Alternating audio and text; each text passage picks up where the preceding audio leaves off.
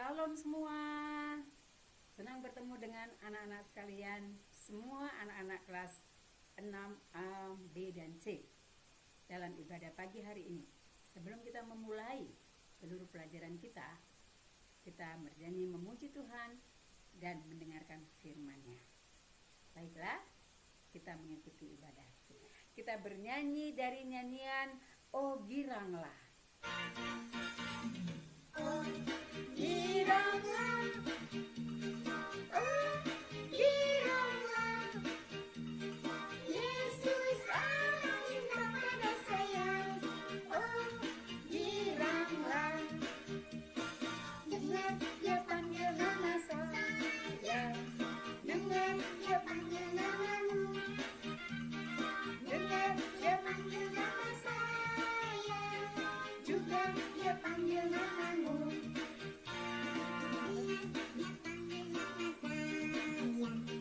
Dengar dia panggil namamu, dengar dia panggil nama saya, juga dia panggil namamu.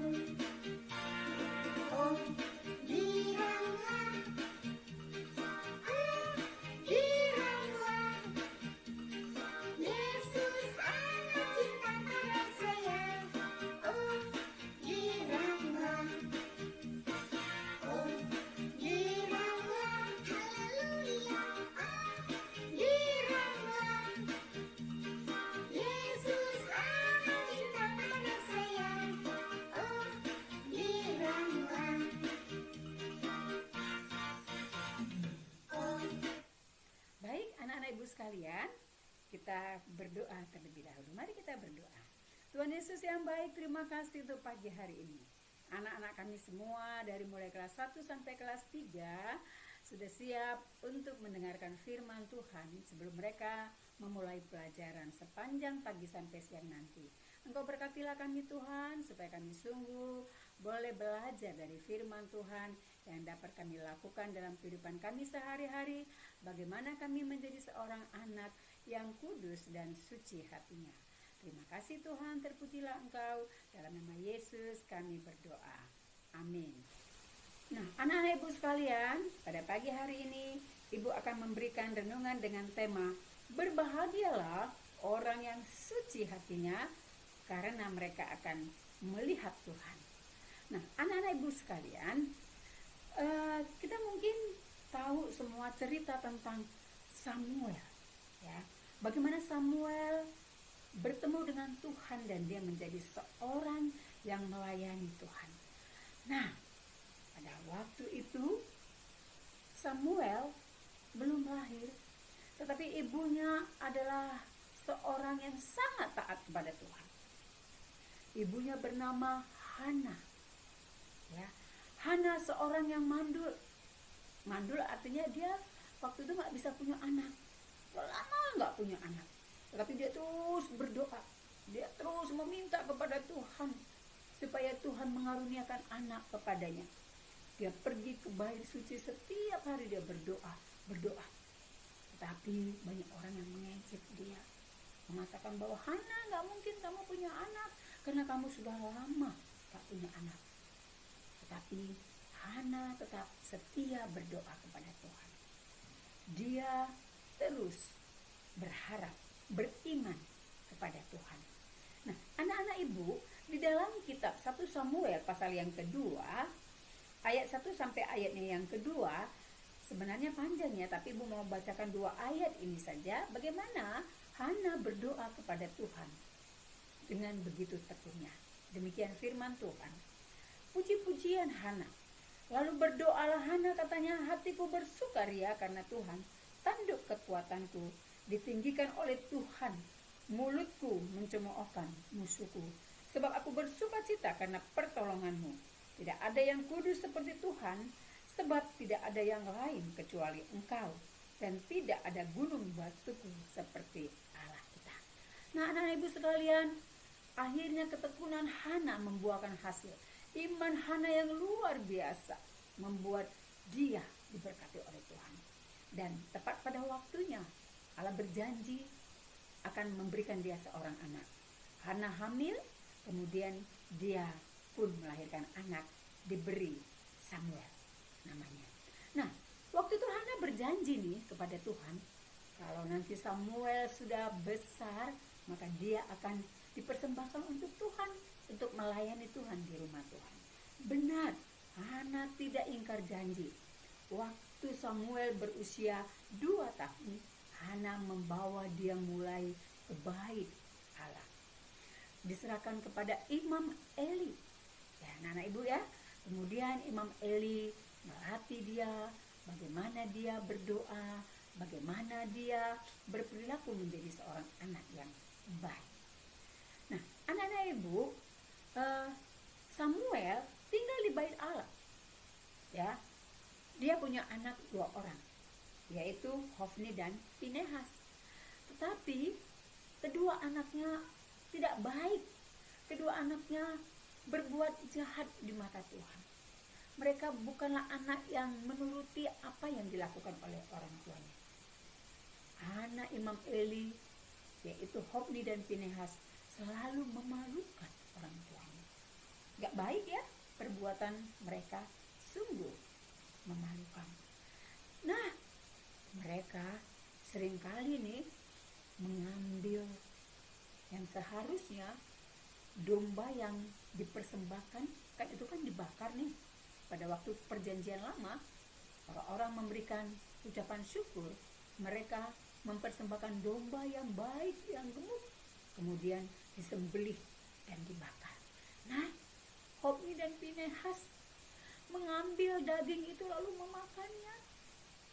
Ini adalah perbuatan yang sangat keji, yang sangat tidak disukai oleh Tuhan. Lalu mereka pun dihukum oleh Tuhan.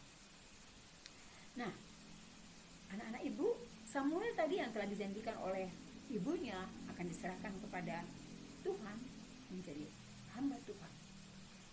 Pada waktu Samuel tidur di rumah Eli, Samuel mendengarkan ada yang memanggil dia.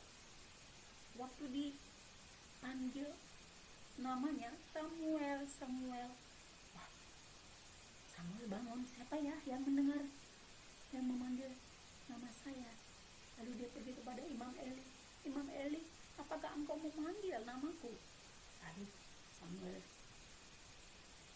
pergi karena Imam Eli katakan, oh tidak. Samuel tidur kembali. Kemudian dia mendengar lagi suara. Ada yang memanggil dia, Samuel, Samuel. Dia bangun lagi menjumpai Imam Eli lagi. Sampai 3 kali anak-anak ibu. Nah, setelah yang ketiga kali Samuel pun menjumpai Imam Eli lagi. Lalu Imam Eli baru mengerti. Ternyata Allah lah yang memanggil Samuel. Allah lah yang memanggil dia. Karena Samuel akan dijadikan sebagai hamba, sebagai imam kalau nanti dia sudah besar. Nah, anaknya ibu yang kekasih di dalam Tuhan Yesus, ketika Samuel mendengarkan suara memanggil dia, dia tidak mengabaikan, tetapi dia cepat-cepat tanggap dan memberi respons, memberi jawaban, beri tanggapan. Nah, anak-anak ibu, satu kali Israel diserbu oleh musuh mereka, itu orang-orang Filistin. Dan anak Imam Eli, yaitu Hofni dan Pinehas, mereka ikut berperang melawan orang Filistin. Orang Filistin menang dan sangat menyedihkan sekali. Kenapa? Anak Imam Eli mati di medan peperangan. Ini adalah hukuman Tuhan bagi mereka, karena mereka berbuat dosa yang keji di hadapan Tuhan. Sungguh Tuhan tidak suka kepada anak-anak yang berbuat dosa. Nah, anak-anak ibu sekalian juga, janganlah berbuat dosa. Lakukanlah apa yang baik, maka Tuhan akan memberkati engkau. Dan Imam Ali begitu sedih ketika dia mendengarkan anak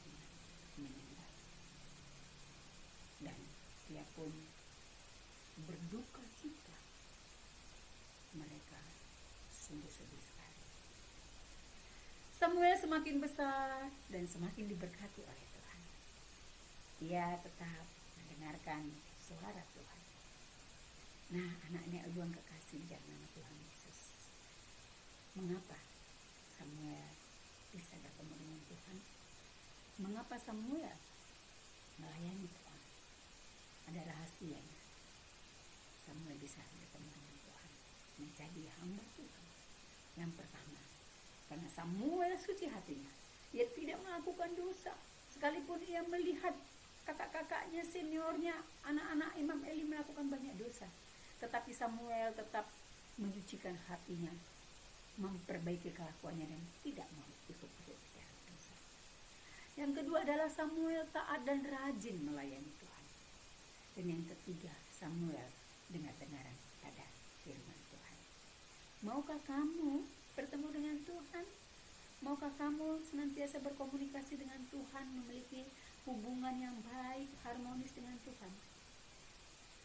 Jagalah hatimu, maka engkau akan dapat melihat Tuhan dalam hidupmu. Demikianlah firman Tuhan pada pagi hari ini, anak-anak ibu sekalian. Biarlah Tuhan memberkati kita semua. Amin. Kita berdoa. Terima kasih Bapa untuk pagi ini. Engkau sudah memberkati kami lewat ibadah kami. Engkau berkatilah kami di dalam mengikuti pelajaran sepanjang hari ini. Dalam nama Yesus kami berdoa. Amin. Terima kasih. Sampai ketemu minggu yang akan datang.